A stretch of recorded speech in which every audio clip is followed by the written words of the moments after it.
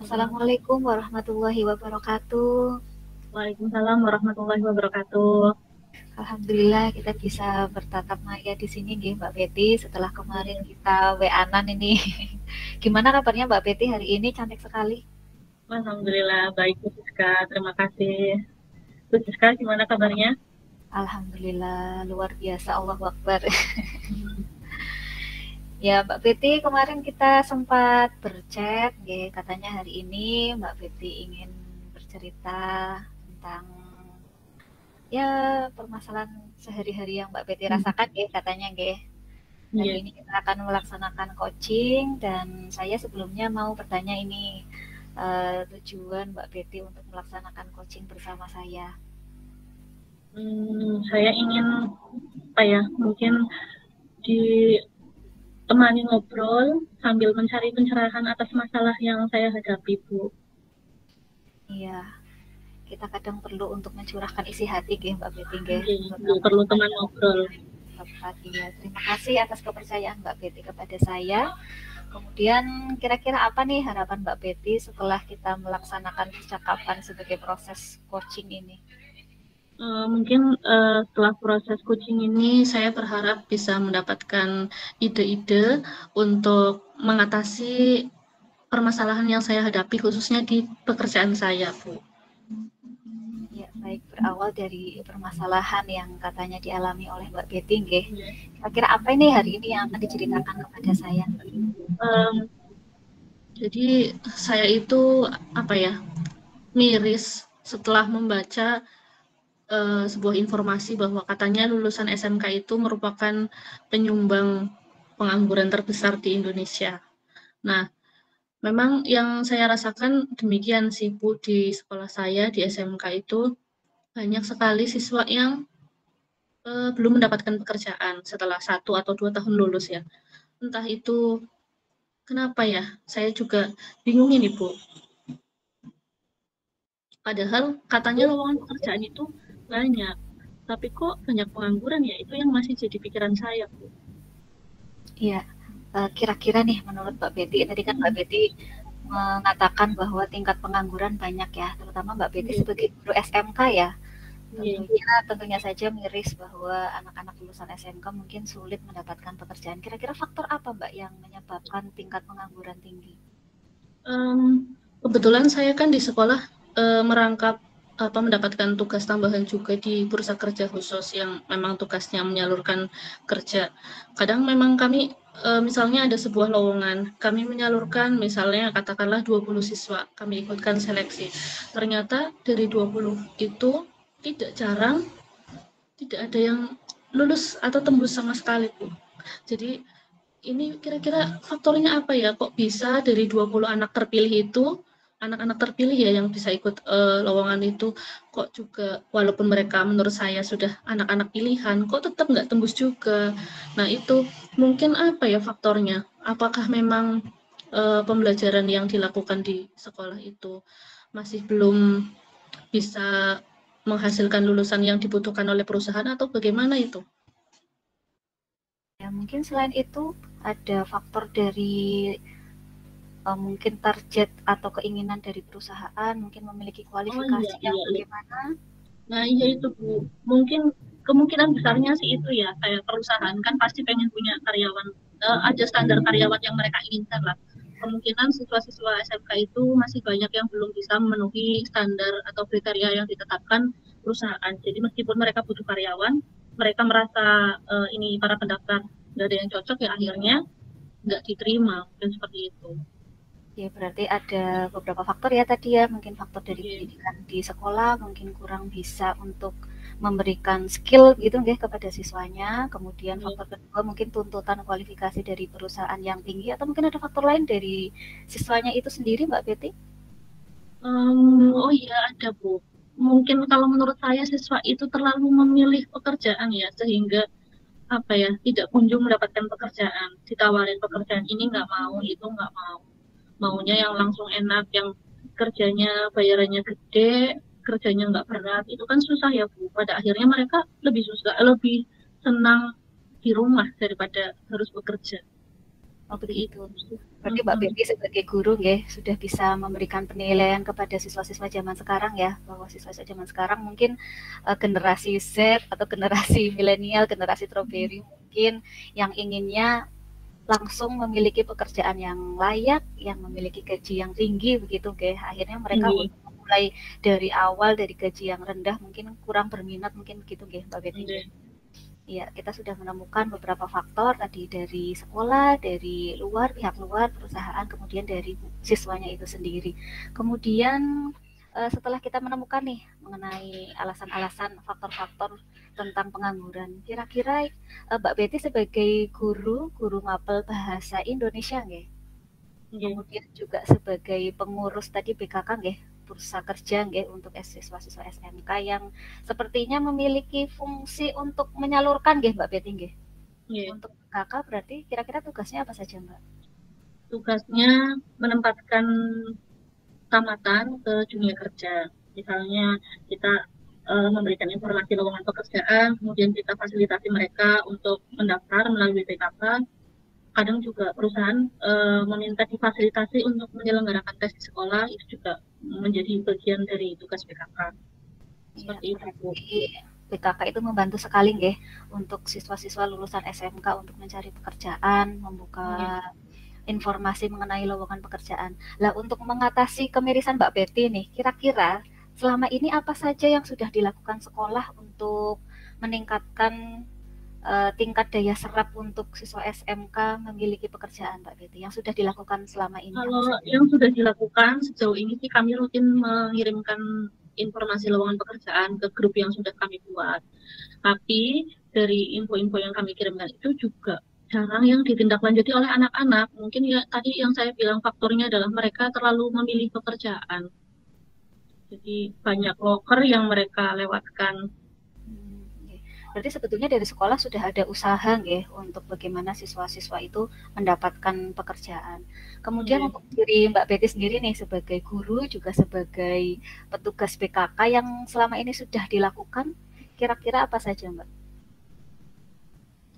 Yang selama ini sudah dilakukan ya tadi kita menginformasikan, lalu ketika mau menyelenggarakan tes tidak jarang juga kita adakan semacam apa ya, kayak latihan tes gitu Bu, supaya mereka lebih siap menghadapi tes. Nah, tapi karena program-program tersebut kan ya hanya program-program dadakan ya, yang insidental itu hanya dilaksanakan ketika dibutuhkan atau apa ya. Jadi menurut saya itu kegiatan-kegiatan yang semacam ini perlu dilakukan rutin dan perlu sejak dini, mungkin dari mulai kelas 10 mereka sudah mulai didrill dengan soal-soal yang biasa digunakan untuk melamar apa tes pekerjaan. Jadi ketika mereka mengikuti tes itu mereka sudah jauh lebih siap karena sudah latihan atau sudah belajar dari kelas 10, bukan sehari ketika mau tes baru belajar. Itu yang Ya, biasa kami lakukan sih itu, tapi ya tidak berarti rutin.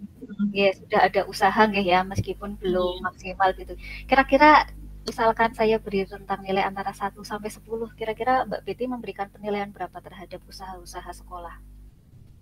Um, Mungkin baru 5 kali ya Bu.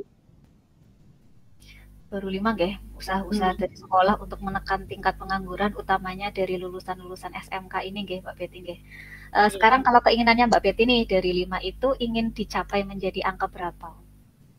Saya ya pengennya ideal 10 ya, tapi kalau kita realistis target yang kemungkinan bisa kita capai, mungkin kita akan meningkatkan ke angka 8 dulu untuk usaha dalam mengentaskan pengangguran di SMK, lulusan SMK kami. Setidaknya dalam 1 tahun ke depan lah ya Mbak menjadi Jadi angka kita akan 8. tingkatkan ke angka 24.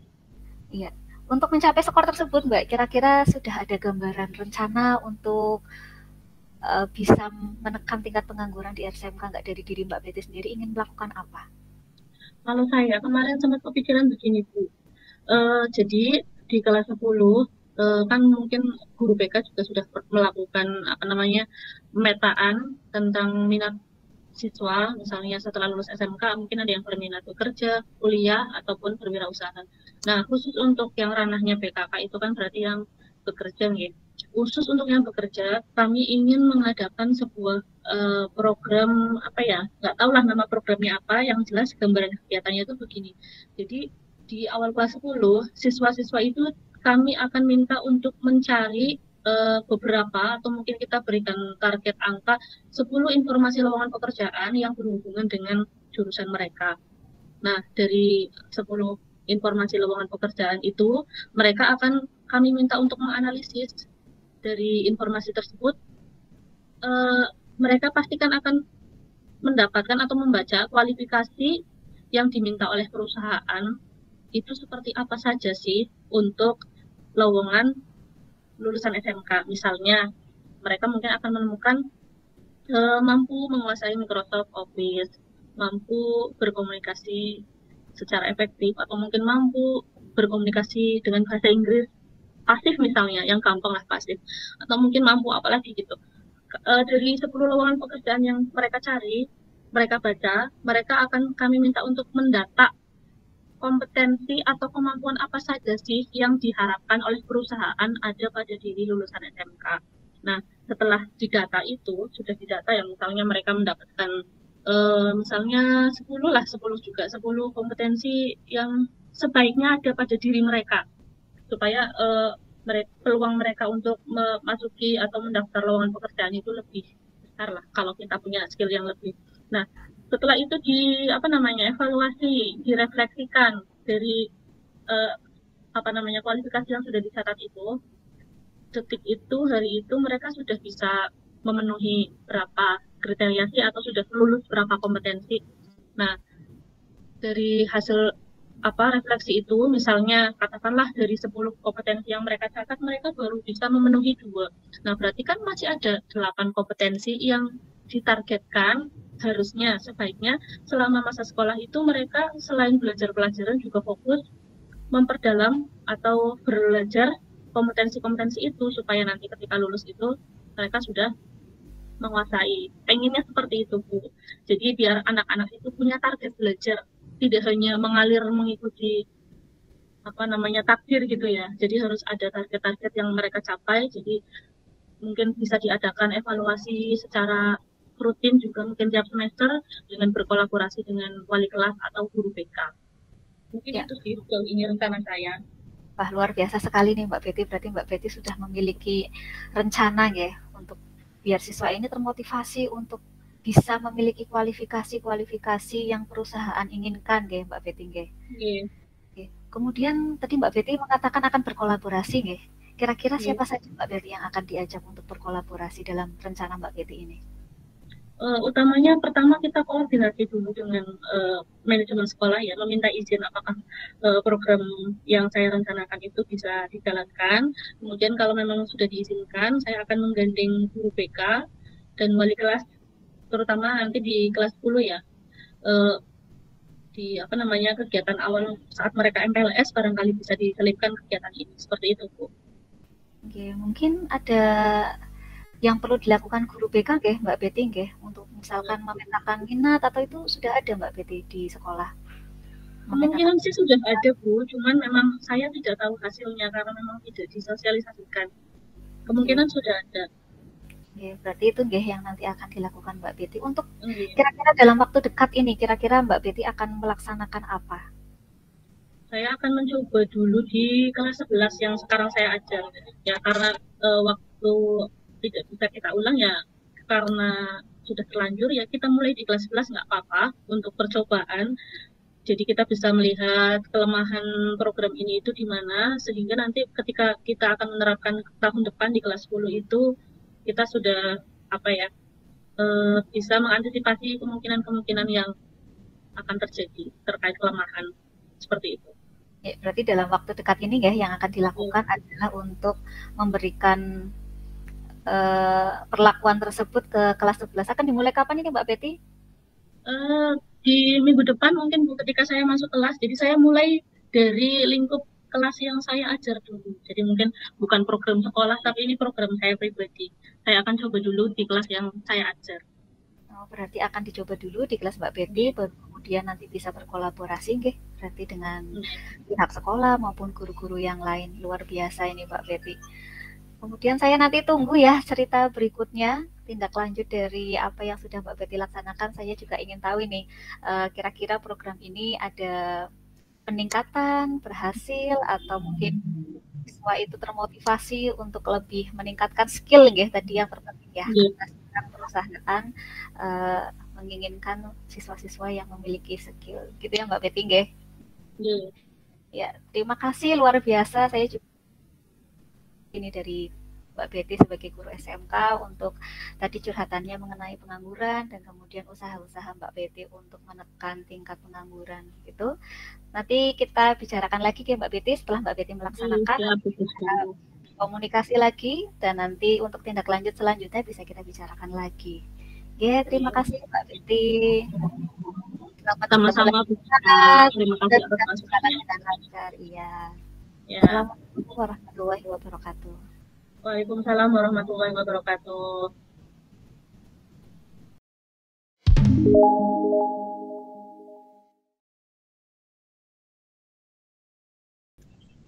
Assalamualaikum warahmatullahi wabarakatuh.